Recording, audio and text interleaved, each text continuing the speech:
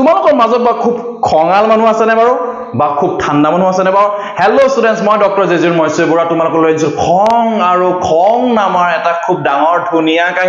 কাহিনীটো কি হৈছে তোমাৰ এতিয়া তুমি ষ্টেবল হৈ আছা নৰমাল আছা ঠিক আছে তোমাক কোনবাই কলে আই গৰু ঐ গাধা কইলে তোমাক খং উঠি গল লগে লগে একদম চকুটো ৰঙা পিনি পগলা হৈ গৈছে তাৰছত গবিন দি কইলা দুগুছা মাৰিলা তাক ধৰি লৈ পিনি তুমি কি কইলা তুমি এক্সাইট হলা কেনেকে তোমাক ওপৰৰ পৰা তোমাক কিবা গৰু বা গাধাটো তোমাক এনাৰ্জি দিছে দ্যাট ইজ কল্ড ফোটন যেটো তোমাক গ্ৰাউন্ড ষ্টেটৰ পৰা ওপৰলৈ উঠাই এক্সাইট কৰিলে তোমাক কি কৰিলে তোমাৰ এক্সাইটেশন আনিলে আৰু তুমি যেতিয়া তাক দুগুছা মাৰি দিলা তুমি এমিট কৰিলা তোমাৰ ভিতৰত থকা যেটো শক্তি আছিল যেটোৱে তোমাক এক্সাইট কৰিছিল সেই শক্তিটো লৈ পিনি ওপৰলৈ গৈছিলা সেই শক্তিটো বা তুমি তলে নামি আহিলা তাৰ মানে খং উঠাটো হৈছে এক্সাইটেশন খঙৰ পৰা নামিব কাৰণ তুমি যেটো অভিব্যক্তি দিলা বা যেটো তুমি এক্সপ্ৰেছন দিলা হয় তুমি খং দেখালা বা বস্তু ভাঙিলা হেটো হৈছে তোমাৰ এমিশন ঠিক তেনেকৈ কালাৰটো তেনেকৈ হয় যেতিয়া ইলেক্ট্ৰন টা এনাৰ্জি পাই পিনি ওপৰলৈ যায় এটো এক্সাইটেশন আৰু ইলেক্ট্ৰন যে নামি হেটো কয় এমিশন